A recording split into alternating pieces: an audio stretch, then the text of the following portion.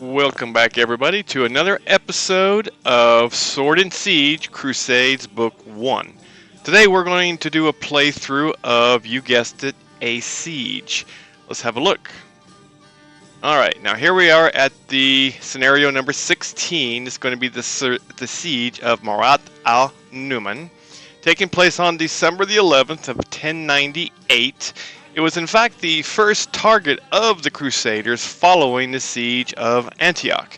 Now you might recall that the siege of Antioch was a near-run thing where the Crusaders almost were defeated because they themselves became the besieged, and had it not been for a little luck and the finding of the Holy Lance by Peter Bartholomew, it might have gone very differently, where the crusade would have collapsed. But as it happens here, they did overcome their difficulties, and the siege of Antioch was a success. So, moving on, we are now at the city of Marat al-Numan, where the inhabitants were taunting the Crusaders and to come get them. And that's exactly what the Crusaders are going to attempt to do. So let's go ahead and start this battle here. We're going to first have a look at what the plan should be. Now remember, before you start attacking and just willy-nilly trying to defeat your enemy here, come up with a good plan. Now I'm going to be the first one to admit to you here that I have played this more than once, so I have a little experience in this particular scenario. Well, in fact, most of the scenarios. But anyway, I have played this one several times, so if I come across as winning it relatively easily, it's only because I have a lot of experience doing it. Now, of course, there's always the chance I could lose, but I'm going to put money on myself here, thinking I'm going to win. So let me divulge to you my plan for victory. Alright, now as you can see here, Marat al-Numan has 4 gates. And let's take a look at these 4 gates here just a little bit closer. I'm going to move the map just slightly so you can see my imaginative names for the gates. There's the North Gate, the East Gate, the South Gate, and the West Gate. So for right this moment here, let's remove the units, and I'll go ahead and remove the name tags too. Oh, and let's take care of the flags. Alright, so now you can see all the gates. Now, as a player, if you're wanting to conduct a siege properly, you're going to need to isolate the inhabitants. And the best way to do that is to occupy the zones of control around the gates. So as you can see here, I'm marking off the areas for where I need to exert a zone of control. Now once I have done that, then all the inhabitants on the inside will become isolated. Now what does isolation mean? That means they're going to defend at a much lower defensive capability. Also, they're going to increase in fatigue because, well, inhabitants, they lose morale, they have less to eat, less food, and just basically all kinds of bad things. So once they are completely isolated, the inhabitants are going to start gaining fatigue at a rate of approximately 45 points per turn. Now the maximum they go is 900 points, and once they reach 900, they're at the total maximum. That doesn't mean they're going to disappear, but that just means that the least little negative blow of a weapon coming at them, and they're probably going to rout. So before we get to that, though, we need to come up with the plan of how we're going to accomplish this. So let's go ahead and get rid of my numbers there, put the units back on where you can see them. Alright, here we go. Now I'm going to zoom in a little bit so we can have a look at the map a little bit closer. We're looking at the graphical units right now, but we will rotate around so that you can see all the different ways and units that you can play with. Alright, so my target in this particular scenario is going to be the northeast corner of the city. It is conveniently located to the majority of my units, and my siege tower, which is below this leader here. I'm going to move the leader so you can see my siege tower. We'll come back to the leader here in a moment, but there's my siege tower. So here's the area that I plan to attack. Let's go ahead and get my area marker out. So this is the area that we're going to concentrate on. Okay. I can just probably put a little circle around it just to kind of emphasize it just a little bit more here. All right. And so that's the area that we're going to try to eliminate the units. So to make my entrance into the enclosure easier. Okay. So now I'm going to start moving my archers first. So they're going to start moving in this direction. And they're going to start, as soon as they get into range, they're going to start pelting down on the units. And if I move a little bit over to the east,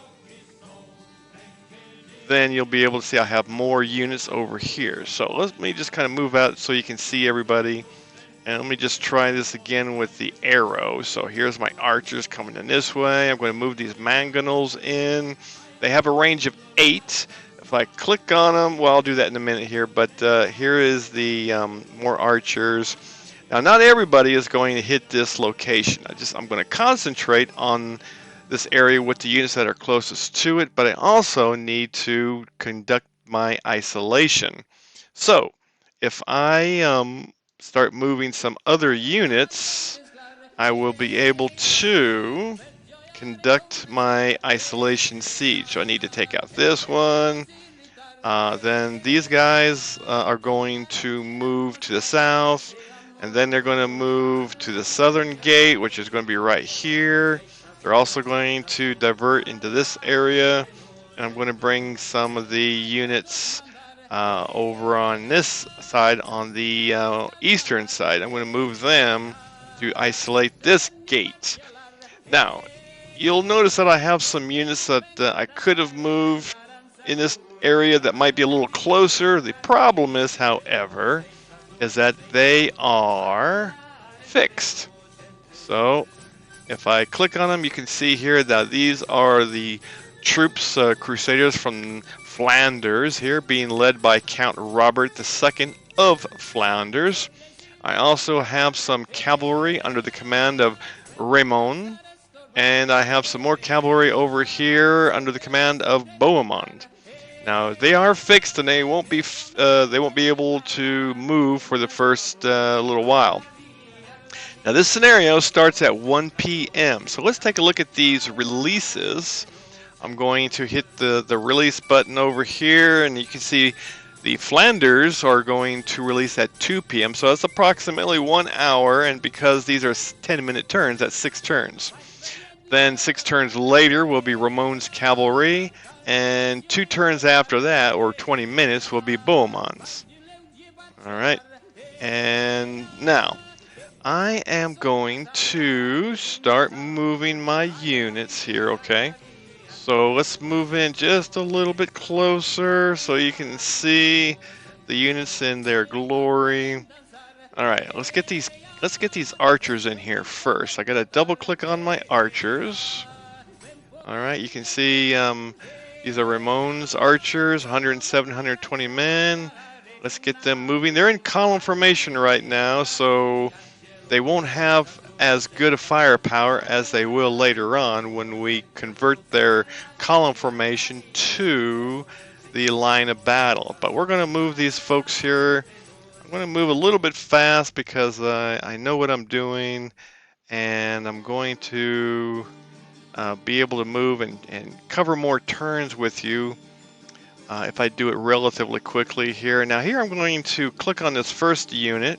I'm going to hold down the shift key, and I'm going to move basically all of them at once. So that's kind of cool.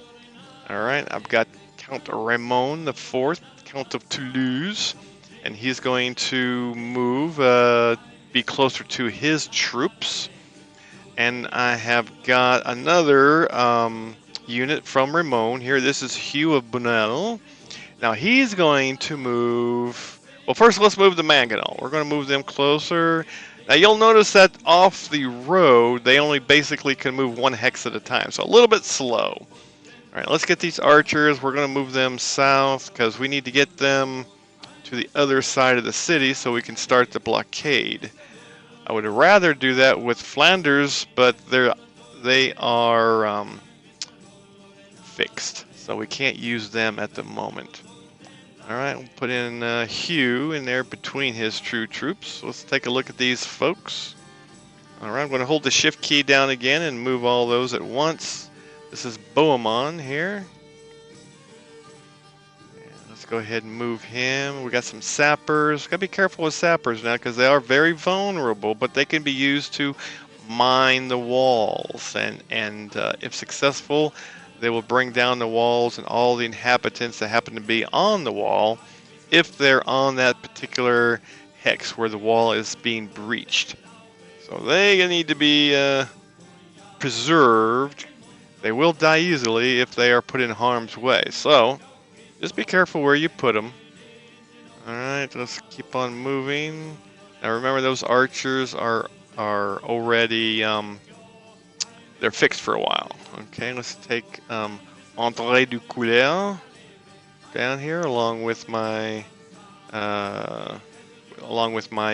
supply. Now, the supply isn't going to have any impact really on the mangonels here. They're going to be used mainly to resupply any low ammo archers and crossbowmen. Alright, let's go ahead and hit the N button, which is the next stack button on the hotkey. Okay, I missed that one. That's a supply wagon. And I missed another sapper unit. Let's go ahead and move them. Yep, that's it. Alright, let's see what I can do. I'm going to change to the fire mode. So it's currently in the move mode. If I hit the button on the upper left-hand corner, I will be in the fire mode. And I'm going to hit the N button. I know there's a few units I can fire, but let's just go hit the N button anyway. I'm going to double-click and I'm going to shoot at these archers. So I got one man, so first blood for the Crusaders. Do it again, no effect. Alright. And by the way, even though I could shoot it at this enemy mangonel on the wall, it has been my experience that they are very hard to hit. They are very well defended on the wall, plus they have good natural defense anyway, so I'm not going to waste my time trying to shoot at them. It'd be great if I could kill it, but I'm not going to give it a try here. They will be easy targets, however, when I can get to melee with them, so they don't melee well, obviously. But I'm not going to try to hit him with my arrows. I'm going to shoot this spearman, or maybe he's a swordsman, actually. But anyway, I inflicted 1 damage on him. Alright. Let's see, do I have anyone else that can fire? Nope, nobody else can fire. Alright, so I am now going to go to the next phase. And it's going to be a melee phase. Well, I got to save the battle first. Alright, so I'm just going to keep the battle name. Well, I take it back. Let's go ahead and do a playthrough. Alright, let's try that one. Alright, I'm going to save it there, just in case I need to revert back to it. It's always a good idea to have a save and hit the save button every now and again in case you make an error. You can load the save game back up again, okay? Alright, so I've moved everybody, I've fired everybody, there's no one to melee, so I'm going to go to the Muslim turn.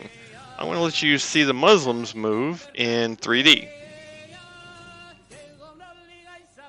And they're moving a little bit here. There's not going to be a whole lot they're going to do. I'll tell you what they will do, though. They'll fire their mangonels at us, and they're going to inflict a lot of damage here momentarily. Yeah, see what they do. Okay, here they comes here. They are inflicting 24-14. That's pass-through fire. It means they're hitting both units in that hex because they're stacked up. There's another stack right there. You can see some casualties falling. Alright, they inflicted considerable damage. However, 2 of my units that were disordered are now undisordered, so that's good. 3 of my units attempted the rout, but because of valor and good leadership here, they decided not to rout. So that's all good. Alright, now it's the Crusader turn again. I'm going to go back to the 2D so I can give you so I can show you a little bit easier in the 2D. I like the 3D. It's great. Let's take another look at the 3D for a second here. Is this not cool or what? I mean, look at these mangonels over here. I mean, and then we got the battering rams. Let's go ahead and move them while I'm thinking about it here. We're going to move them a little bit closer. Probably don't need to move the mangonel any closer because I am about, let's see here, 1, 2, 3, about 4 hexes to the wall. They have a range of 8. If I right-click over it, you can see range of 8. So I'm going to start. I don't have enough movement points to change formation on that right now. They only have 2 left, so that's not going to work. Let's go ahead and move some more units. I'm going to move that one straight down. I'm going to move. I'm going to stay on the road. Remember, I got to stay on the road as long as I can, because if I move off the road, I'm going to only be able to move 1 hex at a time. If I stay on the road, I can move 2 hexes at a time. So I'm all about more movement. All right, so for the moment here, I'm going to revert back to the 2D. Okay. And I think this is maybe a good moment here to switch over to the silhouettes, or if you move on to the settings, go to the unit symbols and hit Alt. These are the alternative 2Ds. And just for a few moments, let's take a look at how these play. Now notice here, I'm going to change formation on these units, and they're going to change appearance. So let's click on this here. I'm going to double click on them. I'm going to change formation. And one of them went disordered. They're close proximity to the enemy. Those guys are still disordered. By the way, if you're disordered, you cannot change formation. So that didn't work. All right, these guys should probably be okay. Let's go ahead and change them disordered. Let's change formation to the line of battle. They did not disorder, so we're in good shape there. And we're going to move closer to the enemy. Let's double click on them. All right, because they used up some movement points changing formation, they will not be able to move any closer to the wall. But eventually I'm going to get right up against that wall there. These guys, they can actually move up. And by the way, in the 40-meter scale, and because of the arc that a catapult needs in order to launch its projectile, it has to have a minimum range of 2. So if I move right up against this enemy mangonel, it will not be able to fire at my guy right up against it here. Now, probably will fire at these guys because they are 2 hexes away. But anyway, just kind of remember that. Okay, now these guys, these archers here, Ramon's archers, I'm going to change their formation. And they went from column formation, and you can see the bow up and ready to go. And it is in line of battle. All right, got these sappers. I'm going to move these sappers down the road a little ways. Now I'm going to move off the road for the siege tower, because I can't get any further down this road, because what I want to do with the siege tower is I'm going to move him right there where you see that number 1. Alright, so I'm going to have to move an open ground. Oh, wait, I guess I already moved him this turn, so never mind. I guess I won't do that then. Let's see here. I guess leave those. I can move them a little closer, I guess. Alright, let's get this mangonel in here. I think I'm going to move this swordsman over to my over to the east, 1 hex southeast, I guess. I'm going to move the archers in 1, changing formation. And I'm going to move, I think I can move them south 1 more time. Alright, they've already moved. Let's change formation on that archer and then start moving him closer.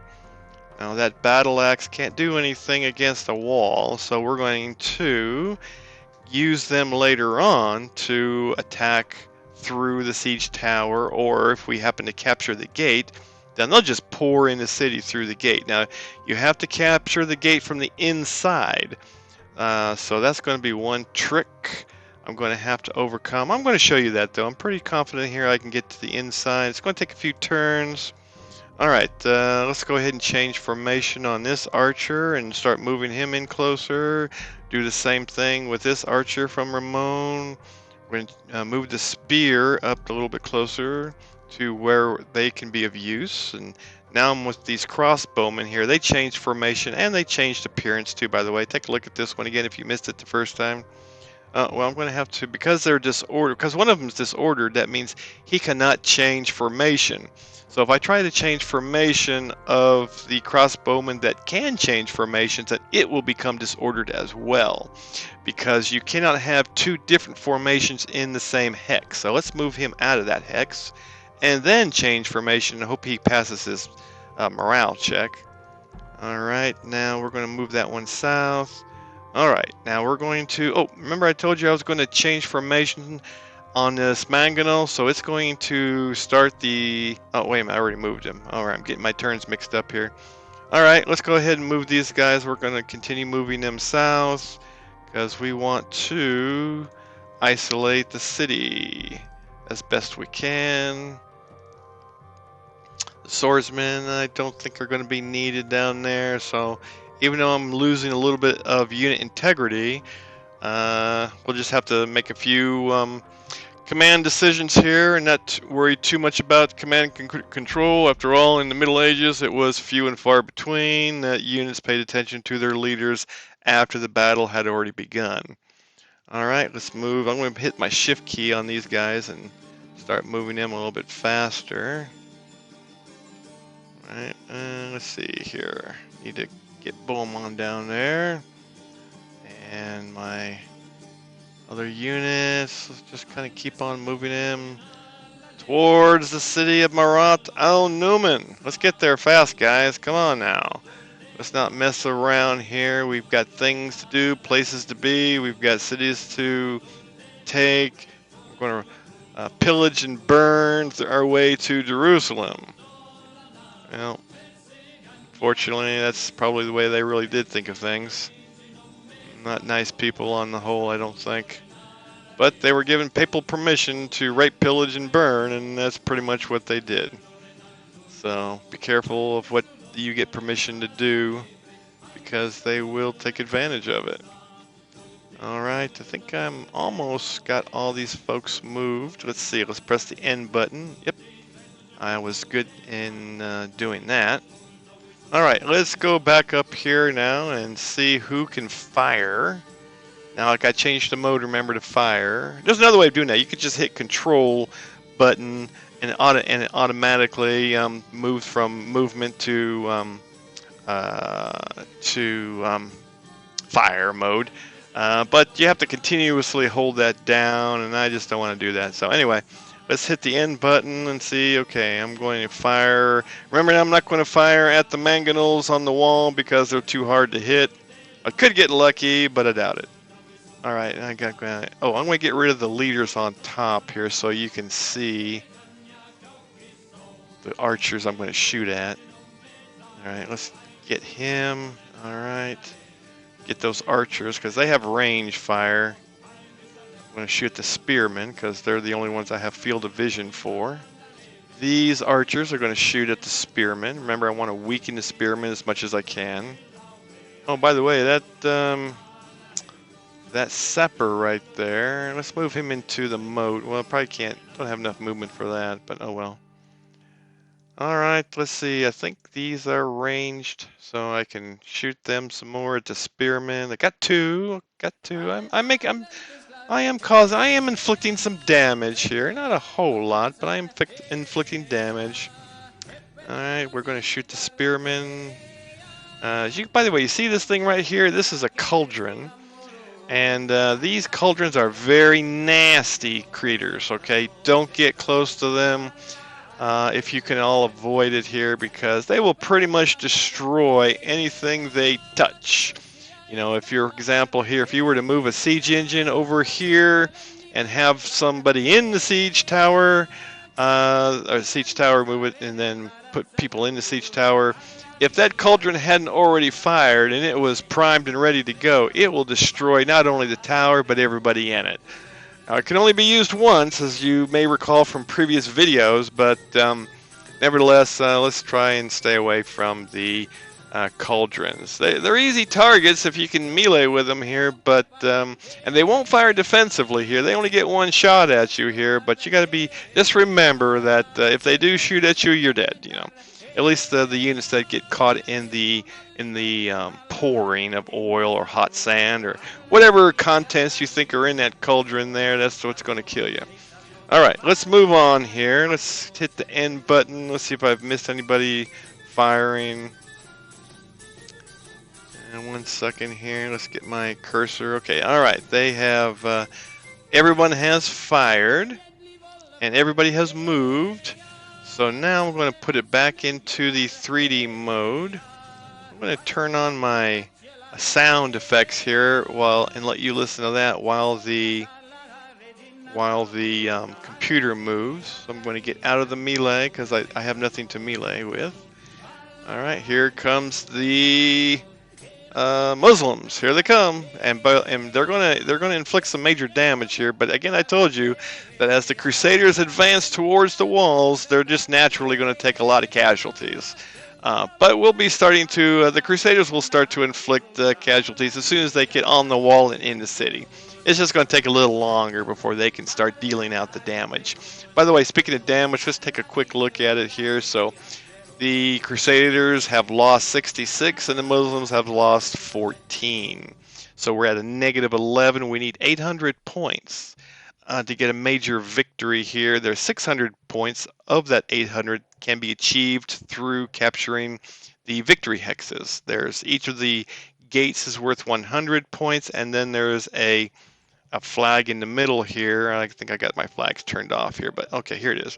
So if you see right here, that flag is worth 200 points. So as soon as I get to that, then I will have 200 points added to the Crusader total. All right, let's go ahead and let the Muslims move.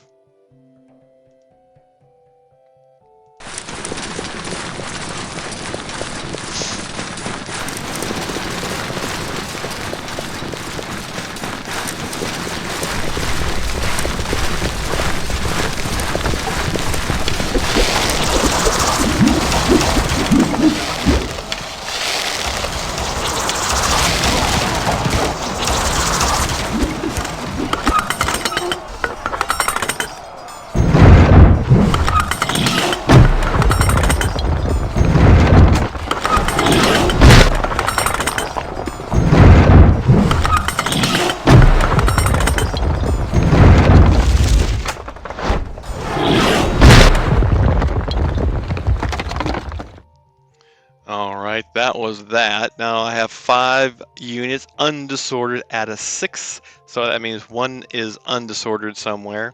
I had 1 unit attempt a rout, but good leadership prevented it. All right, I'm going to turn off the sound effects, but I'm going to keep the music on here.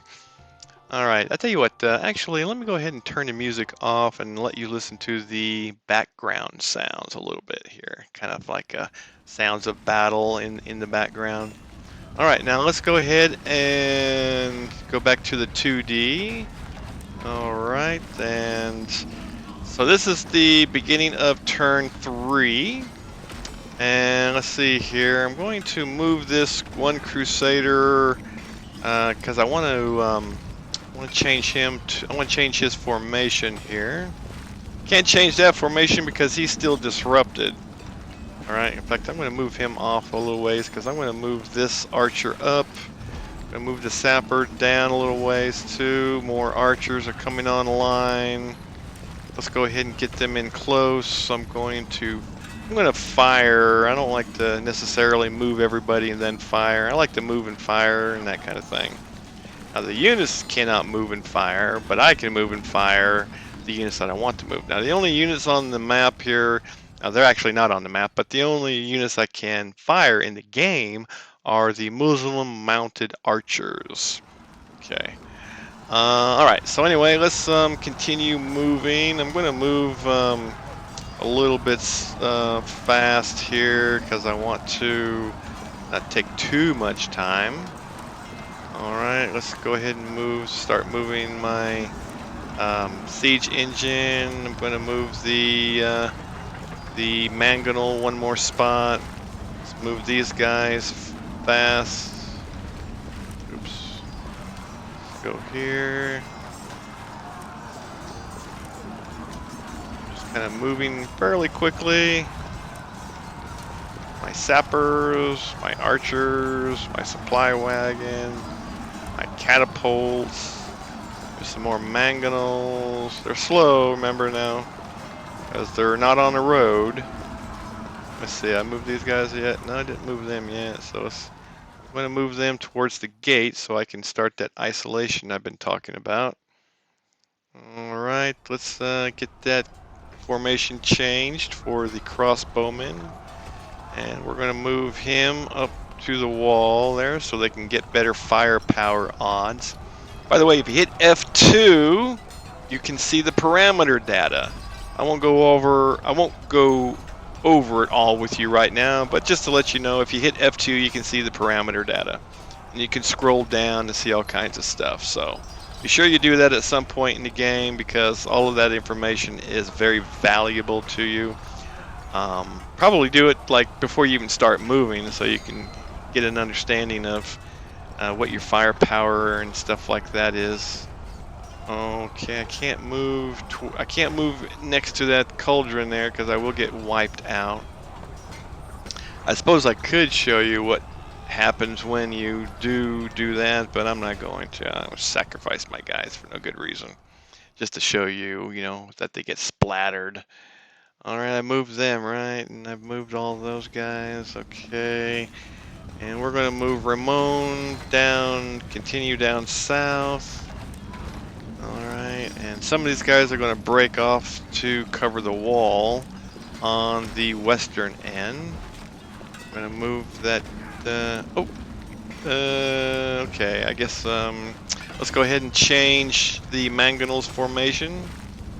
And you see that he moved up his arm so that he's ready to fire. Alright, I think I'm getting close to where I've moved everyone that I want to move anyway. No real reason to keep moving them, but I will just because. Alright, let's see who hasn't moved. Okay, I need that supply wagon to be close so I can make sure my archers don't run out of arrows. I need to probably keep them there because these archers need to stay in the moat because if I move too close then I'll lose my frontage. Well, I can move, I think I can move one of them over onto this archer. I think stacking 2 is okay. If I right click on them, you can see what my frontage is. Not a whole lot. I got 28% and 10%, so that's not great. But anyway, let's fire some more because we want to get these guys off the wall. Oh, wait a minute, I've already fired them, so. Alright, got 2 more there. And indirect fire because I couldn't see them. They've all fired. They've, I guess, fired 2. Let's see, who hasn't fired? Okay, these guys. Oh, 4 of them. All right, that's a good shot. 4 more. All right, well, I'm doing better over here on this northwestern side. All right, I got 1 more that can fire. I think this crossbowman may not be able to fire. No, they can't see. By the way, if you want to see what they can see, you can hit the visible hexus, which is the V button. So if I hit the V button on that, you can see that he can see that. Oh, I've already fired with him. Okay, well anyway, hit the V button so you can see who they can see. But just remember now, just because they can see the unit doesn't mean they can fire at them if they're not pointed in the right direction. So this little yellow marker here tells you which way the unit is pointing. Also, if you look in the unit box area, you can see also it's going to show you the same direction. So there's multiple ways of seeing it. You can look at them in 3D and kind of see where they're pointing. You can look at the bases, for example. Alright, now I think I'm pretty much, let's see, let's go back to N here. I think I moved everybody. Alright, let's go back to the fire mode. And I do have 1 more archer I can fire. I'm going to shoot indirectly at that guy. Okay. No, well, it's hard to see if I hit him or not. There are ways of knowing that you'd have to take a look and see how many were killed before you fire, and then go back and see what the damage, if any, by looking at the victory dialogue. If we take another quick look at that, you'll notice that we've lost 155 Crusaders for 29 points. We have killed 37 Islamic defenders for 7 points. So we have a negative 22 to overcome. But we'll get there. I can feel it. Okay, got some more archer. One more archer here can fire at the spearman. Killed one more spearman. All right, let's go ahead and we're going to do one more thing here. We're going to let the Muslims move. We're going to watch it in 3D yet again. Okay, because I like it. I like the 3D. Let's go. Let's do the zoom out 3D this time so you can kind of see the battle, or the whole city rather. All right, let's go ahead and turn off the background sounds. Turn on the sound effects so you can hear the carnage. And let's move to the Muslim turn. Their turn 3. Oh, that was my melee fight. Okay, I don't have any melee, so I gotta go again. Okay, now it's the Muslim turn. They're going at it there. I can hear them moving on the inside. By the way, because it's fog of war, you can't see the interior of the city yet. Now, when you get on the wall, you'll be able to see it. Because there are, believe me, there are defenders inside the wall.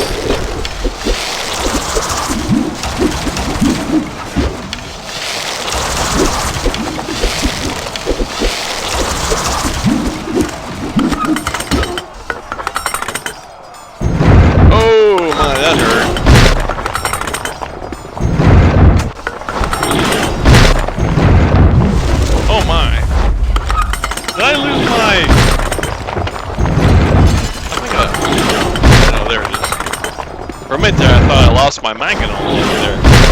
That would have been tragic. Alright, there's not going to be any melee, I don't think. Alright, so 3 of my units undisrupted out of 4.